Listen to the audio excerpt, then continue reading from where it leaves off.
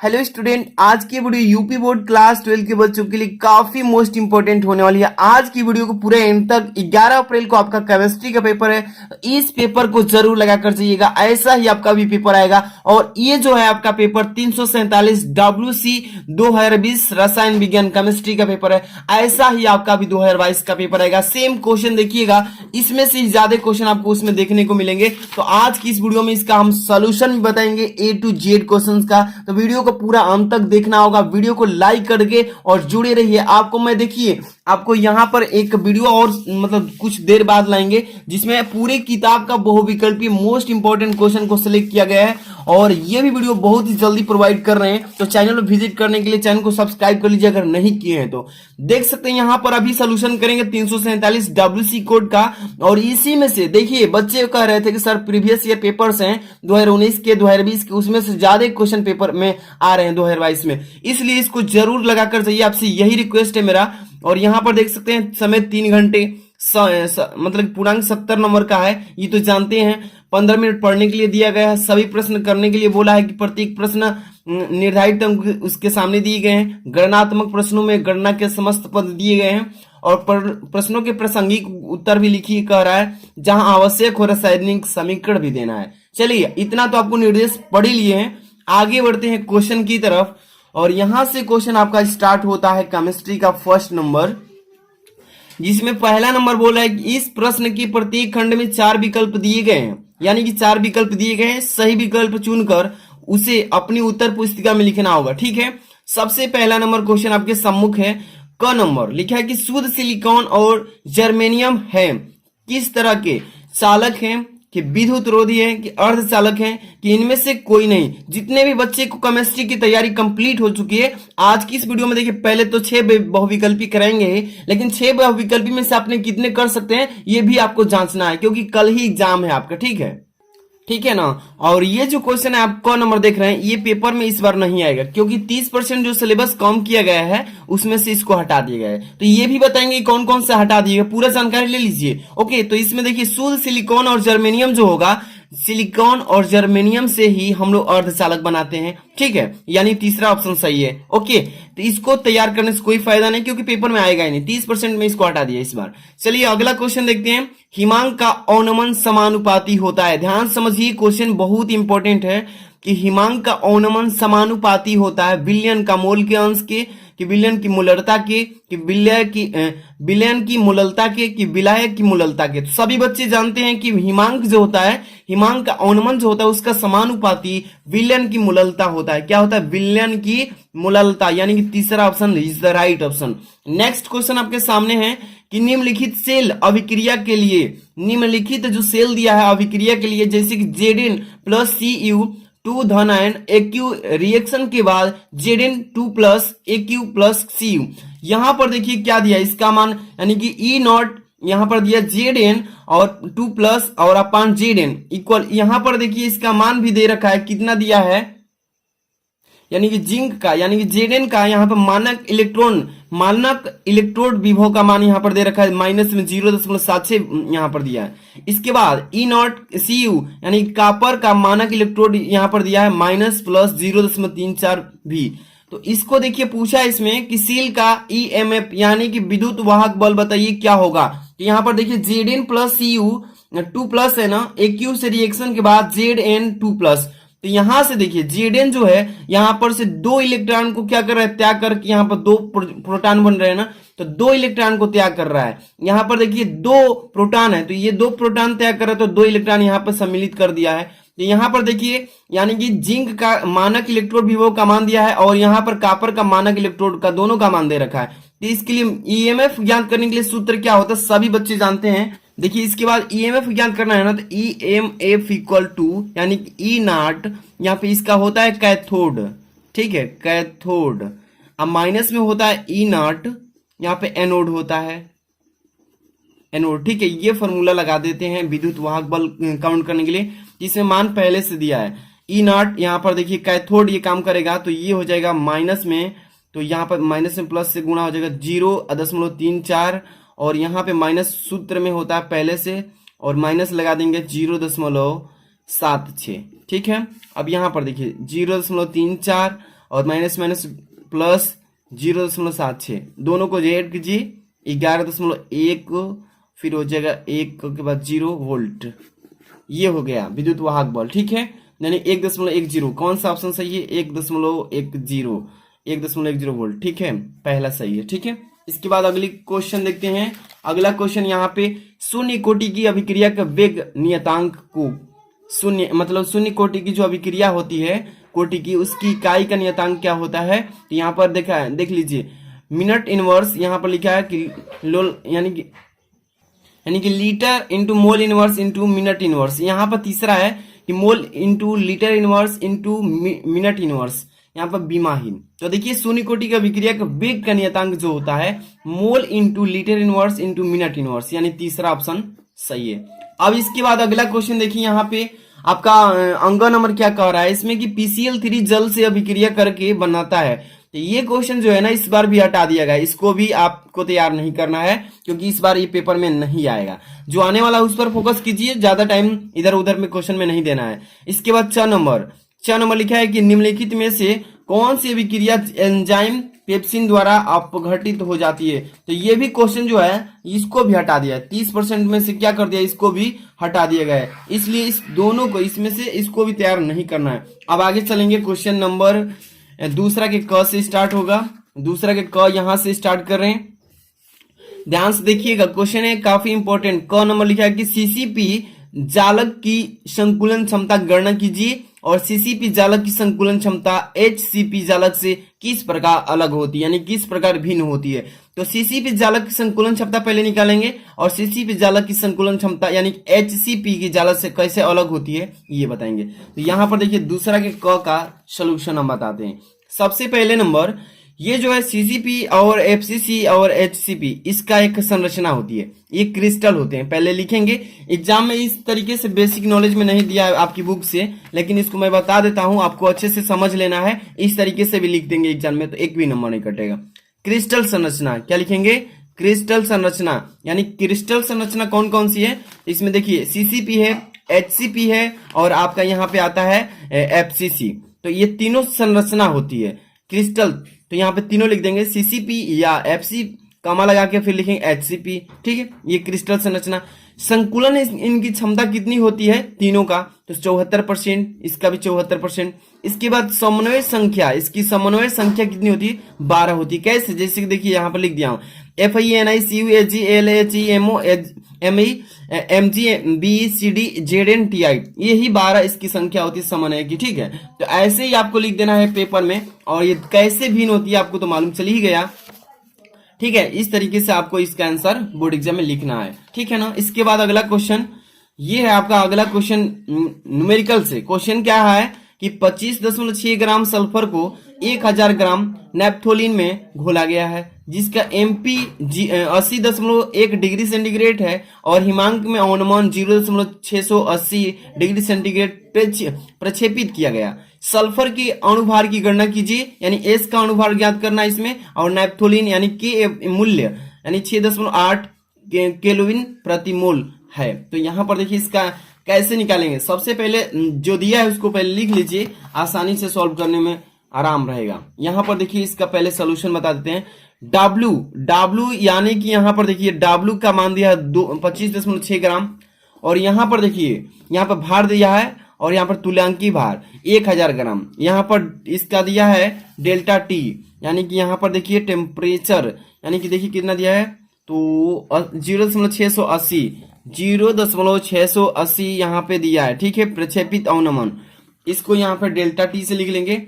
M का मान निकालना है, KF का मान इसमें दिया है। KF का मान कितना दिया है तो यहाँ पर 6.8 केल्विन प्रति मोल, ठीक है। यहाँ पर देखिए सबसे पहले हमें मोल M का मान निकालना है इसमें। इसके लिए फॉर्मूला सभी बच्चे जानते हैं कि 1000 गुणे KF गुणे W, ठीक है। यहाँ पर डेल्टा T बटा में और इंटू यहाँ पे होता है W, ठीक है। तो यहाँ पर देखिए इसका मान को पुट कर देना, 1000 जैसे वैसे रखिए, KF का मान और 6.8 दिया तो रख लीजिए, और W जो है ये आपका भार है। क्या है? भार है, यानी कि यही है 25.6, और बटा में चलिए डेल्टा T का मान अभी लिखे यहाँ से 0.680, और ये है आपका तुल्यांकी भार। तो ये यानी कि 1000 यहां से रख लेंगे। ठीक है, आराम से हल करेंगे, इसका कैलकुलेशन करेंगे। तो देखिए यहां से देखिए दशमलव के बाद 1 2 3 अंक है इसमें, और यहाँ पर कितने हैं, तो यहाँ पर दशमलव उड़ा करके इसको भी उड़ा देंगे और भाग करके 1000 से 1000 ये कटा लेंगे, पूरा भाग करके आएगा तो 256 आंसर आएगा। ठीक है, ऐसे ही आपको करना है, ज्यादा इसमें ज्यादा टाइम नहीं देंगे, आप कैलकुलेशन आसानी से करने आ जाएगा। इसके बाद अगला क्वेश्चन आपके सामने है कि साम्य स्थिरांक की गणना नर्स्ट समीकरण की सहायता से कीजिए। ये पेपर में आ सकता है, इसलिए आपको तैयारी कर लेना है, और जो क्वेश्चन को हटा दिए गए हैं पेपर में उसको भी बताएंगे, तो अभी इसको तैयार करके ही जाना है। यानी साम्य स्थिरांक की गणना करना है नर्स्ट समीकरण की सहायता से, वो भी नर्स्ट समीकरण की सहायता से। चलिए यहां पर देखिए इसको कैसे करेंगे, ध्यान समझिए। यदि अभिक्रिया, यहाँ पे अभिक्रिया रिएक्शन को ले लिए हैं, देखिए ए प्लस बी बी रिएक्शन के बाद यानी इक्वल टू सी सी और प्लस डी डी में एन इलेक्ट्रॉन भाग लेते हैं। क्या करते हैं, इस अभिक्रिया में एन इलेक्ट्रॉन भाग लेते हैं। ठीक, तो अब देखिए इसके लिए नर्स समीकरण निम्न होता है। ठीक है, यानी कि E cell equal to inert cell minus होता है यानी कि 0.0591 एन यानी इंटू लाग, ये जो है आपका सी यानी कि सी का पावर संतृप्त, यानी कि सी के पावर सी संतृप्त, डी के पावर सी डी संतृप्त अपान ए के पावर ए संतृप्त इंटू बी के पावर बी संतृप्त। ये जो है आपको इस मतलब भाग के रूप में कैलकुलेशन किया जाता है, इसका फॉर्मूला। तो यहाँ पर देखिए जहां पर के सी जो है, के सी जो है यहाँ पर साम्य स्थिरांक है। के सी क्या है, साम्य स्थिरांक। आगे देख लीजिए इसका साम्य स्थिरांक के बाद, अब इसके बाद आप लोग आगे सॉल्व कर लीजिएगा, इसका मैं छोटा सा फॉर्मूला बता दिया हूं। ठीक, अब इसके बाद आपके क्वेश्चंस हैं आपके सामने जो कि वेरी वेरी मोस्ट इंपॉर्टेंट है, इसको अच्छे से तैयार कर लीजिएगा, आपसे यही रिक्वेस्ट है। घ नंबर, दूसरा के घ नंबर क्वेश्चन पे ध्यान दीजिएगा।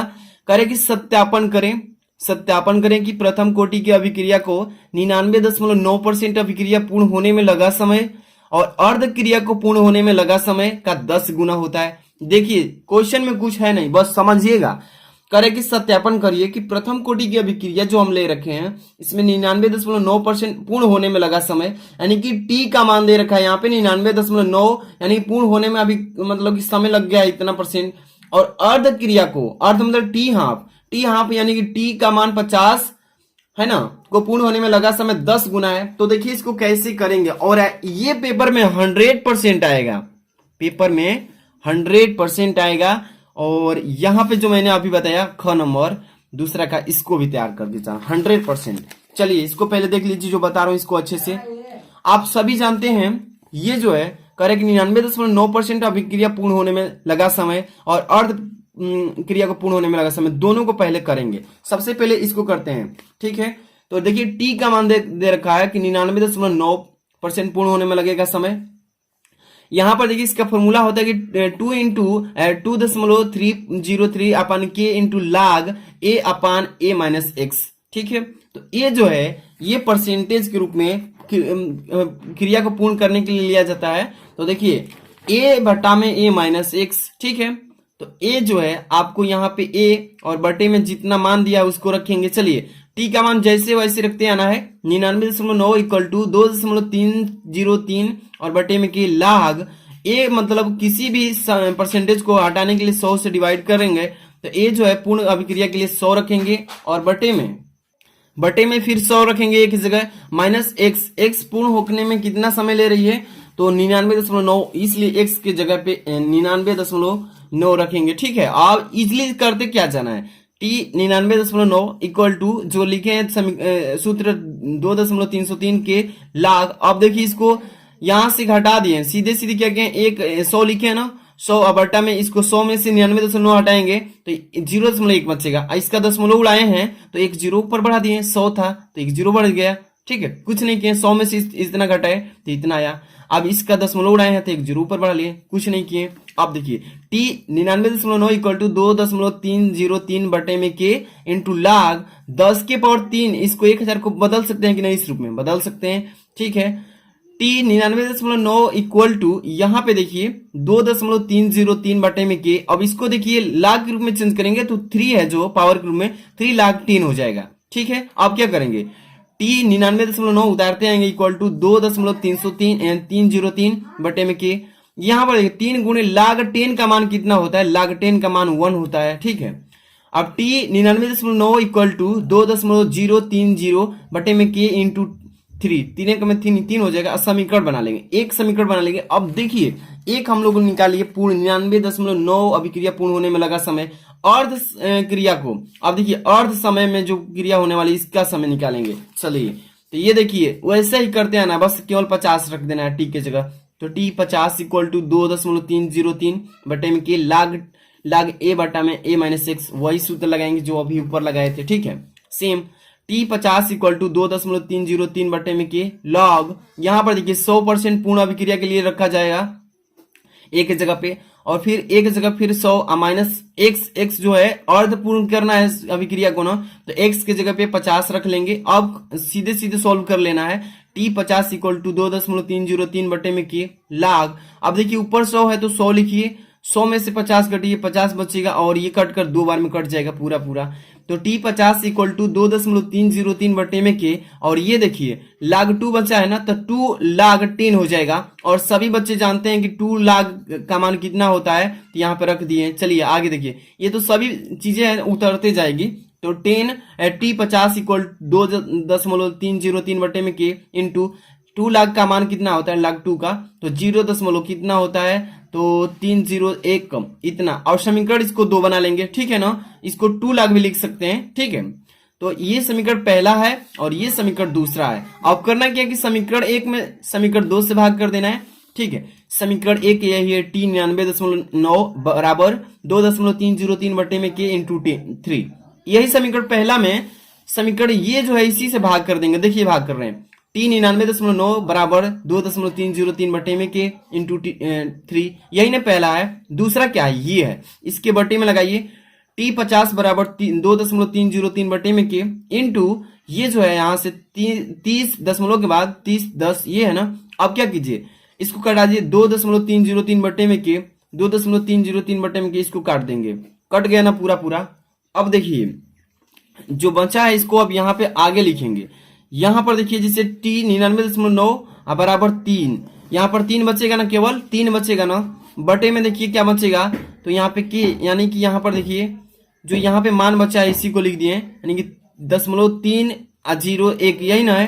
तो देखिए दशमलव के बाद कितने अंक है, 1 2 3, ऊपर चाहे 2 भी लिख सकते हैं, 2 अंक तक इसको छोड़ भी सकते हैं। तो 0.30 लिखे ना, दशमलव उड़ाने के लिए ऊपर 2 जीरो बढ़ा दिए, तो ये 300 ऊपर हो गया, 3 दहिया 300 यानी 10 हो गया। टी 50 बराबर 10, तो इसको लिख सकते हैं इसका मान निकालने के लिए। तो टी 99.9 बराबर 10 अगुणे इसमें गुणा हो जाएगा टी 50, इसी को तो निकालना था। ऐसे ही पेपर में ये 100% आएगा, इसको अच्छे से पढ़ लीजिए, 1-2 बार क्वेश्चन को रिवाइज कर लेना, नहीं तो हम नहीं जानते हैं। अगला क्वेश्चन तो आपके सामने है ही है, 3 नंबर, देखिए ध्यान से। क नंबर तीसरा का क्या होता है जब केवल रासायनिक समीकरण देना है। पेपर में हर साल ऐसा पूछा जाता है, तो आप लोग इंपॉर्टेंट जरूर तैयार कर लेना। इसमें से एक तो पक्का है आएगा, और मैं बहुत सारे वीडियोज आज ही लेकर आ रहा हूं, तो सभी देखना है कल एग्जाम में फेस करने के लिए। क्या होता है जब केवल रासायनिक समीकरण देना है। फर्स्ट नंबर, क्लोरीन आयोडीन को जल में जब उपस्थित में ऑक्सीकृत कराया जाता है, ऑक्सीकृत क्लोरीन को आयोडीन को जल की उपस्थिति में ऑक्सीकृत कराया जाता है, तो क्या होता है, केवल समीकरण दे दीजिए। और दूसरा है कि क्लोरीन ठंडे एवं तनु सोडियम हाइड्रोक्साइड से क्रिया करता है, तो क्या होता है, इसका समीकरण देना है। पहला का देखिए, क्लोरीन आयोडीन को जल की उपस्थिति में जब ऑक्सीकृत कराते हैं तो क्या बनता है, देख लीजिए। दोनों का आंसर यहाँ पे लिख चुके हैं। First number I2 plus 6H2O plus 5Cl2। देखिए कहा है ना इसमें कि क्लोरीन और आयोडीन की जल की उपस्थिति, यानी देखिए आयोडीन I2 प्लस 6H2O यहाँ पे जल की उपस्थिति के साथ अणुओं की जो संख्या है संतुलन कराएंगे इसमें रिएक्शन के बाद। अब यहाँ 5Cl2 क्लोरीन, तो इसका जब रिएक्शन कराएंगे अभिक्रिया, इसके साथ साथ आयोडीन क्लोरीन और जल की उपस्थिति में जब क्रिया कराएंगे, तो यहाँ पर रासायनिक समीकरण क्या प्राप्त होगा, तो यहाँ पर देखिए रासायनिक समीकरण अप्लाई के बाद 2HiO3, ध्यान से देखिएगा 2HiO3 यहाँ पे प्लस 10HCl। अब ध्यान रखिएगा कि मैंने यहाँ पर जो समीकरण दिया है यहाँ पे इसको संतुलित करा के डायरेक्ट लिखा गया है, ठीक है। संतुलित समीकरण लिखा गया डायरेक्ट ही, ठीक है। 2HiO3, इसका मतलब समझ में आ रहा है। देखिए टू मतलब इसमें सभी में 2 से गुणा हो चुका है, ठीक है। 2H है यानी कि 2H है, यहां पर भी है ना। आई भी 2 है ना यहाँ पे। O3, तो यहाँ पर देखिए ओ कितना है, तो 6 है, यहाँ पर 6 है ना। और 3 यहाँ पर लिखे हैं, 2 में 3 से गुणा करेंगे तो 2 3 6 ऑक्सीजन भी हो गया। अब प्लस 10HCl हो जाएगा। HCl 5 दूनी के 10 कर लेंगे आराम से, 5 दूनी के 10 HCl।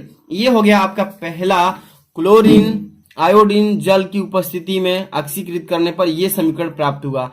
अब देखिए कह रहा है कि क्लोरीन ठंडे एवं तनु सोडियम हाइड्रोक्साइड से क्रिया करता है तो कैसा समीकरण बनाता है, तो देख लीजिए।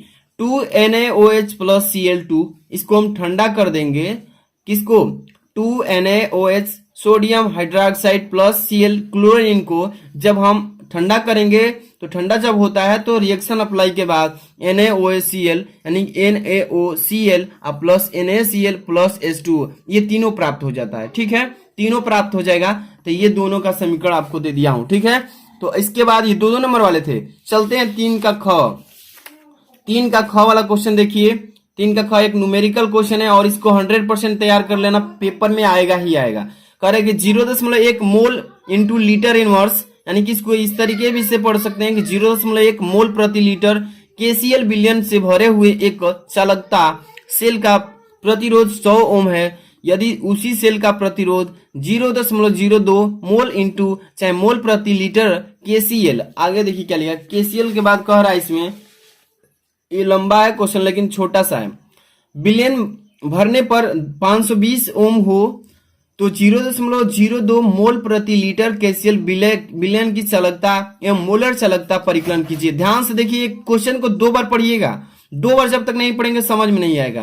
कह रहा है इसमें, एक बार फिर से चल रहे हैं, ध्यान समझिए। कह रहा है कि 0.1 मोल प्रति लीटर KCl से भरे हुए हैं।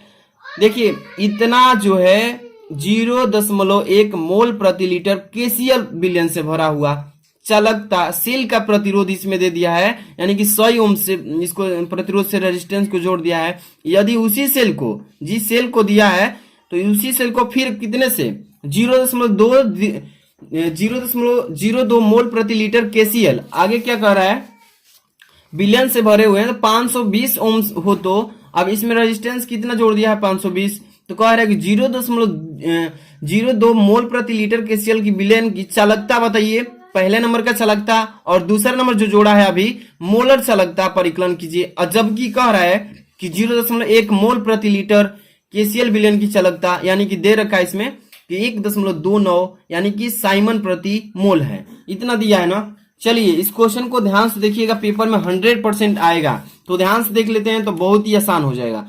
यहाँ पर देखिए, यहाँ पर 2 अवस्थाएं बना रखा है A B के रूप में, ठीक है, समझना होगा, उसी का सोल्यूशन बता रहा हूँ। 2 अवस्था पहले बना लेना है उसका, दोनों अवस्था पूछा है ना, दोनों अवस्था मैं अभी बता रहा हूं कैसे कैसे पूछा था। पहले चालकता एवं मोलर चालकता। चलिए ध्यान से देखिए, C जो है यहाँ पे, यानी कि C जो कह रहा है इसमें, यानी कि C जो है यहाँ पे सांद्रता कह रहा है, यानी कि 0.1 मोल प्रति लीटर दिया है ना। यहाँ पे इसका सांद्रता B वाला अवस्था में 0.02 मोल प्रति लीटर दिया है, आपका पेपर में दोनों दिया है। और इसमें दिया है पहले वाला अवस्था में रेजिस्टेंस यानी प्रतिरोध 100 ओम से जोड़ा है, और दूसरा में रेजिस्टेंस कितना 520 ओम से। तो इसमें देखिए कप्पा निकालना है, इसमें कप्पा का मान दिया है, कप्पा का 1.029 साइमन प्रति मोल, ठीक है, चाहे मीटर। चालकता यहाँ पे दिया है, निकालना है इसका। तो यहाँ पे देखिए पहले नंबर वाला का सेल स्थिरांक यानी कि G स्टार इक्वल यहाँ पे मतलब कप्पा इंटू R से मल्टीप्लाई कर लीजिए। कप्पा का मान कितना दिया है 1.29, यहाँ पे इसका मान रखेंगे, R का मान पहले में 100 ओम, इसको गुणा कर लेंगे तो G स्टार यानी सेल स्थिरांक का मान निकल जाएगा, इसमें गुणा करेंगे तो सीधे 129 मोल, ठीक है, इनवर्स। या इसी को हम लिख सकते हैं 1.29 सेंटीमीटर इनवर्स, क्योंकि मोल से हम मीटर से किसमें बदलिए, सेंटीमीटर, मोल नहीं है मीटर है, मीटर को सेंटीमीटर में चेंज कर लिए। अब इसमें देखिए, इसमें चालकता निकालने के लिए बोला है ना, यानी कि मोलर चालकता। तो मोलर चालकता के लिए क्या फॉर्मूला होता है, डेल एम। इसमें देखिए फॉर्मूला कप्पा इक्वल टू होता है G स्टार, यानी कि G स्टार सेल का स्थिरांक है और बटे में R होता है। मान रखिए यहाँ पे अभी हम लोग निकाले हैं जी स्टार का मान, यहां से उठाकर रख देंगे, यानी कि 129 मीटर, ठीक है, 129 प्रति मीटर। और आर का मान 520 ओम दिया है, वही रखेंगे। यहाँ पे कप्पा यानी सॉरी मोलर चालकता निकालना है, तो कप्पा का मान बराबर रखेंगे। यहाँ पे क्या करेंगे, 0.248 दिया है, ठीक है, और साइमन प्रति मीटर दिया है, यही हो जाएगा इसका आंसर। बहुत ही आसान था। अब चाहेंगे तो इसको आगे भी कर सकते हैं यहाँ तक, ठीक है। तो C बराबर इतना दिया है 0.20 मोल प्रति लीटर। यहाँ पे इसका मान रखेंगे 0.02 और गुणे मोल प्रति लीटर कह रहा है, तो इसको 1000 से गुणा करा देंगे, ठीक है। और ये मोल प्रति मीटर क्यूब हो जाएगा घन के रूप में। तो यहाँ पर देखिए 20, इसको क्या करेंगे, क्या करना है, सीधे सीधे यहाँ से 2.0 उड़ा देना है। तो यहाँ पर देखिए 1 बचेगा, 10 दूनी के 20 मोल प्रति यहाँ पे हो जाएगा मीटर क्यूब। अब यहाँ पे मोलर चालकता का सूत्र कप्पा अपन सी, कप्पा का मान यहाँ से उठाकर रख दीजिए, यहाँ पे आया है, यहाँ पे बट्टा में ये जो आया अभी हम लोग का 20, इसको डिवाइड कर देंगे आराम से, 124 गुणे 10⁻⁴ साइमन प्रति मीटर इंटू मोल इनवर्स, ये हो जाएगा इसका आंसर, ठीक है।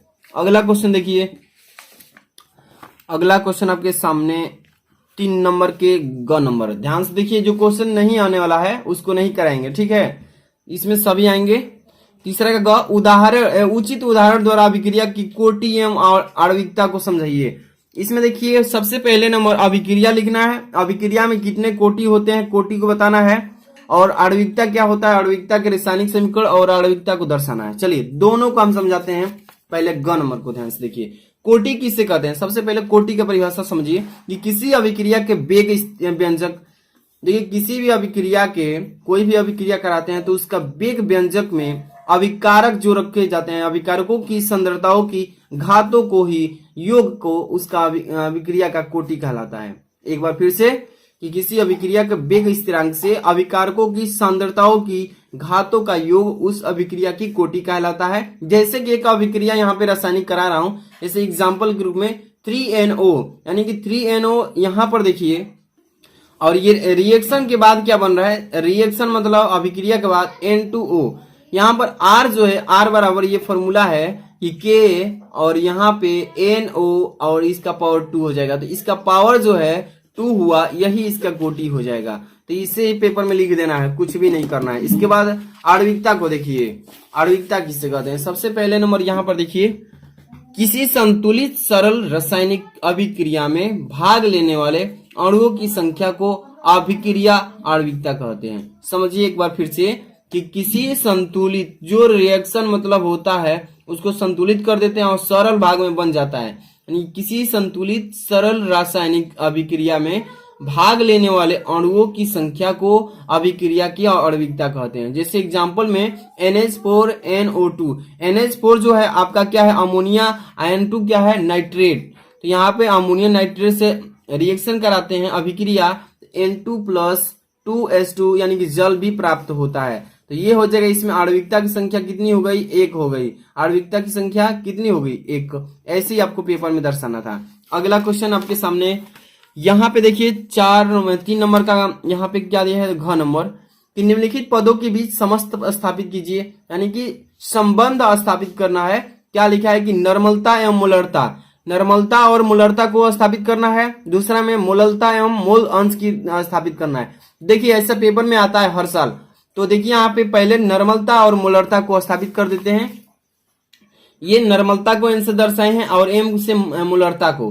पहले नंबर को कर लेते हैं, तो दोनों में संबंध स्थापित करना है ना। तो एन जो है नर्मलता बराबर डब्ल्यू यानी कि भार होता है, और ई गुणे भी होता है, यानी कि ई जो होता है यहाँ पे तुल्यांकी भार से रिलेटेड है। तो ये एन बराबर पहले होता है W/E इंटू भी, जो कि लीटर में होता है, वॉल्यूम होता है इसका आयतन, और बटे में क्या होता है, ध्यान से देखिए, एम जो है आपका क्या है, ये मोलरता है, और एम बराबर W/M इंटू भी। यहाँ पर देखिए इसका इसी रूप के, इसी अनुपात में होता है। तो यहाँ पर देखिए, इसलिए हम लिख सकते हैं यहाँ पर कि N/M, यानी कि नॉर्मलता और मोलरता यानी कि अपान में रहेंगे अनुपात के रूप में, और इसका फॉर्मूला होता है कि नॉर्मलता बराबर 1/E और मोलरता बराबर 1/M।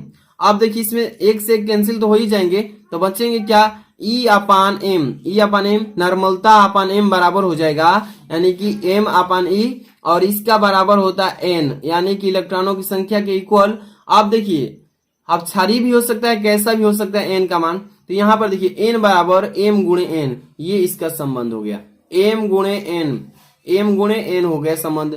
इसके बाद पूछा था इसी में कि ध्यान से देखिए कि मोलरता एवं अंश, यहाँ पे मोलरता एवं अंश का दर्शाना है। दूसरा नंबर में एम एवं अंश को कुछ भी मान सकते हैं, एस एक्स भी मान सकते हैं, यही ना पूछा है पेपर में। ध्यान से देखिए मोलरता एवं अंश, तो मोलरता एवं अंश को, मोलरता को एम से, अंश को एक्स से मान लेते हैं, संबंध दिखाना है। यदि मोलरता जो है एम यानी कि मोल प्रति किलोग्राम, यानी कि एक मोल में कितने किलोग्राम प्रति मोल होंगे, एक किलो में एक मोल प्रति किलोग्राम। और यहाँ पर होता है कि विलायक, यहाँ पर देखिए विलेय जो होगा इसमें एन बराबर इसका संख्या कितना हो जाएगा, एक, यहाँ पर अभी बताया ना एक होगा, एन बराबर एक एम। और यहाँ पर विलायक जो होगा H2, यानी कोई भी ले सकते हैं, जल में रखे हैं तो W बराबर 100 यानी 1000 ग्राम। इसका अणु भार निकालेंगे, यानी कि M इक्वल टू 18 दिया है। N2 निकाल लेते हैं इसका, तो W अपान एम, यहाँ पर W का मान 1000 और M का मान 18 दिया है, तो मान को रख के भाग देंगे 1000 में 18 से 55.55 आएगा। ठीक है, अब यहाँ पे इसलिए विलेय का मूल अंश यानी x का मान निकाल लेते हैं, तो x बराबर n1 बटा में n1 प्लस n2। ठीक है, x बराबर m, n की जगह क्या रखेंगे, n की जगह पे यही n1 की जगह पे m रखेंगे, वही रखेंगे, और बटा में यहाँ पे n1 प्लस m2, यानी कि n1 का मान कितना रख लेंगे m, और n2 का मान अभी हम लोग निकाले हैं भाग देकर, कितना आया है, n2 का मान यही है 55.5, तो n की जगह m प्लस 55.5, यही हो जाएगा इसका संबंध। ठीक है, ऐसा ही पेपर में आएगा तो आप इजीली कर लीजिएगा। इसके बाद अगला क्वेश्चन आपके नंबर 4 नंबर में चलते हैं। 4 नंबर क्वेश्चन है जो कि वेरी मोस्ट इंपोर्टेंट, और पेपर में इस बार हटा दिए गए हैं, इसमें से ज्यादा क्वेश्चन हटाए गए हैं, समझ लीजिए। निम्नलिखित दो आयनों के इलेक्ट्रॉनिक विन्यास निकालना है। यहाँ पे 2 इलेक्ट्रॉन दिया है एक्स के रूप में, यानी कि Cr, यानी कि क्रोमियम का यहाँ पे दिया है 3 प्लस, यहाँ पे Y के रूप में दिया है Ce, यानी कि Ce कह रहा है, इसमें मतलब सीरियम का मान दिया, इसका कितना दिया है, तो 4 प्लस में दिया है। इसका पहले कह क्या रहा है कि दोनों का आयनों के इलेक्ट्रॉनिक विन्यास कीजिए। तो चलिए इसका इलेक्ट्रॉनिक विन्यास कैसे करते हैं, ध्यान सुनिएगा। दोनों का यहाँ पे इलेक्ट्रॉनिक हम विन्यास कर दे रहा हूं। एक्स यहाँ पे कोई एलिमेंट ले रखा, तो यहाँ पे एक्स के साथ Cr, क्रोमियम का यहाँ पे 3 धन आयन, यानी कि 3 धन आयन है।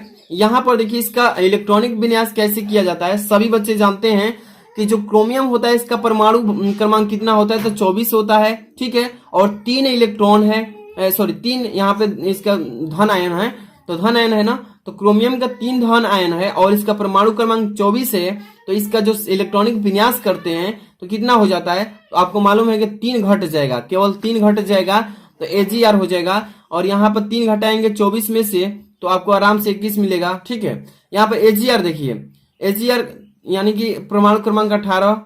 अब इसके बाद Ag का मतलब अक्रिय गैस, ठीक है, आर्गन, यहाँ पे 3D का पावर 3 हो जाएगा इस तरीके से। यहाँ पे दूसरा जो दिया था देख लीजिए किधर है, Ce जो है ये आपका हो जाएगा क्या, तो सीरियम हो जाएगा। सीरियम में इसका पावर धन आयन कितने हैं, 4 है।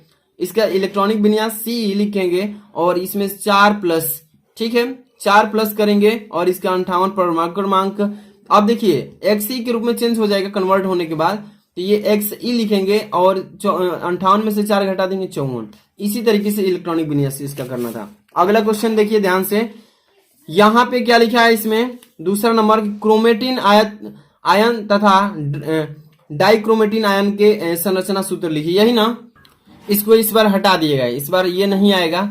और ये ख नंबर, एथिलीन ग्लाइकाल और टेरेफाइथिलीन अम्ल के ड्रेक्रास किस प्रकार प्राप्त किया जाता है, इसको भी हटा दिएगा इस बार, इसको भी हटा दिएगा लाइन से, सभी को, केवल इसको भी हटा दिएगा, लाइन से हटा दिएगा सबको। आप देख लीजिएगा यहाँ पे ग नंबर करेंगे, क्योंकि ग नंबर को नहीं हटाया गया है, ग नंबर भी हटा दिए गए।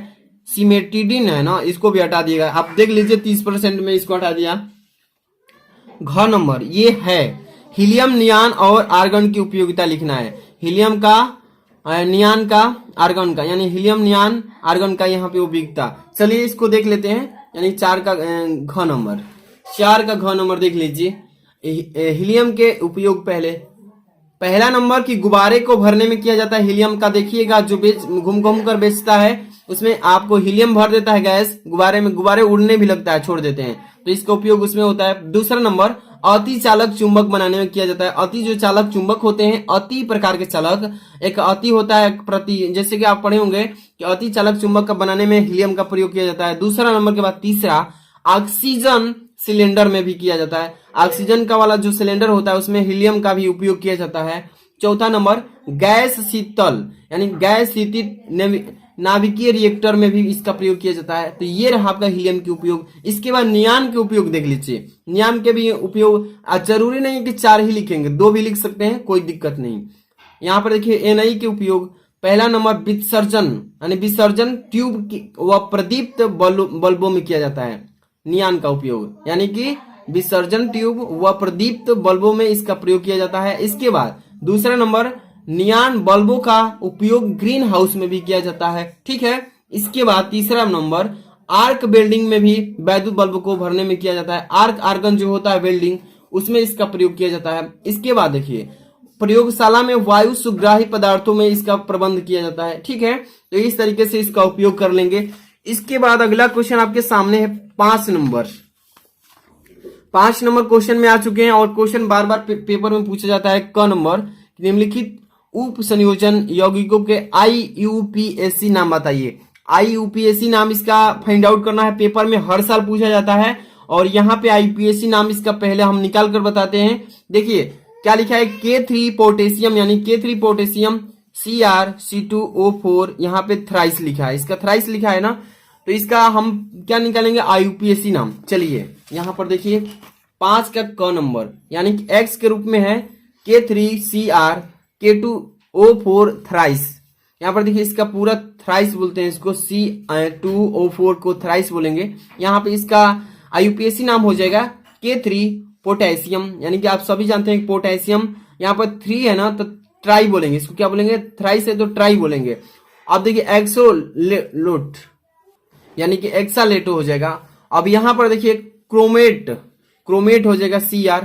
अब यहाँ पर 3 है ना, तो यहाँ पर 3 संतृप्त संख्या के लिख लेंगे, तो ये हो जाएगा IUPAC नाम, पोटेशियम ट्राई एक्सोलेट क्रोम थ्राई, यहाँ पर 3 हो जाएगा। इसके बाद अगला है आपका, देख लीजिए यहाँ पे क्या लिखा, CONS3 5CO3Cl, यही है ना इसका IUPAC नाम, देख लीजिए यहाँ पे हो जाएगा CONS3 5.CO3Cl। तो देखिए इसको पेंटेनिक बोलेंगे, पेंटामिन, और इसको बोलेंगे कार्बोनेट। इसके बाद कोबाल्ट और 3 संख्या है तो 3 लिखेंगे और क्लोराइड लिखेंगे। ये हो जाएगा आपका क्या, आप लोग जो बच्चे इसको रट्टा मार लिए हैं, पढ़ लिए होंगे, आसानी से इसको समझ लिए होंगे, यानी IUPAC नाम को, और इसको IUPAC नाम को अच्छे से तैयार करके ही जाना, ठीक है। इसके बाद देखिए अगला क्वेश्चन 5 का क हो गया। ख नंबर में ये 5 का ख में ये हटा दिया, 5 का दूसरा है, इसको हटा दिया गया है 5 का। इसके बाद यहाँ पे देखिए ख में कारण बताते हुए निम्नलिखित समीकरण, निम्नलिखित की साक्षरता का बढ़ता हुआ क्रम लिखिए। इसको कर लेंगे, ठीक है, इसको करना जरूरी है, इसको नहीं हटाया इस बार, और इसको हटा दिए गए, ठीक है, इसको हटा दिए गए, इसलिए आप इसको नहीं ये करेंगे तो अच्छा रहेगा, ठीक है। इसके बाद देखिए यहाँ पे ग नंबर को करना है, कह रहा है कि निम्नलिखित पर संक्षिप्त टिप्पणी लिखिए। वैद्युत कण संचालक पर, या टिंडल प्रभाव पर, या अपोहन पर, या बौनी गति पर। तो आपको इस पर मतलब अच्छे से तैयार करके जाना है, टिप्पणी लिखने के लिए हर साल आता है। इसके बाद इसमें देखिए इसको क्या किया है, घ नंबर को भी हटा दिया। निम्नलिखित धातुओं में मुख्य अयस्कों को उनके सूत्रों सहित लिखिए। देखिए इसको हटा दिया, इसको तैयार करने से कोई फायदा नहीं।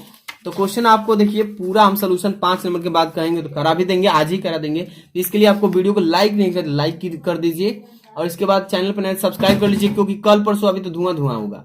इसके बाद 6 नंबर, निम्नलिखित यौगिकों को फिनाल कैसे प्राप्त किया जाता है, ये तो इसको भी हटा दिया गया है, ठीक है। अब इसके बाद ये संरचना वाला है क्वेश्चंस, इसको करना है, ठीक है। तो आपको यहाँ पे टोटल क्वेश्चन 7 आएंगे पेपर में, तो 7 क्वेश्चंस में से अभी देखिए इसमें कितने दिए गए थे, 7 क्वेश्चन ये हैं। 7वां क्वेश्चन जो है ना, इसको हटा दिए गए, तीसरा नंबर और चौथा नंबर, इस दोनों को हटा दिए गए। इसके बाद इसमें चौथा नंबर हटा दिए गए, मतलब कि आपको कहेंगे तो सोल्यूशन भी प्रोवाइड कर देंगे, या कहेंगे तो आपको बहुविकल्पी की जो मैंने वीडियो बोल रहा है अभी तुरंत ही लेकर आ रहा हूँ, पूरा चैप्टर्स का बहुविकल्पी मात्र 25-26 रहेंगे। 25-26 को तैयार करके जाते हैं तो बोर्ड एग्जाम में 100% इसी में से आएंगे। तो वीडियो को लाइक करके शेयर कर देना।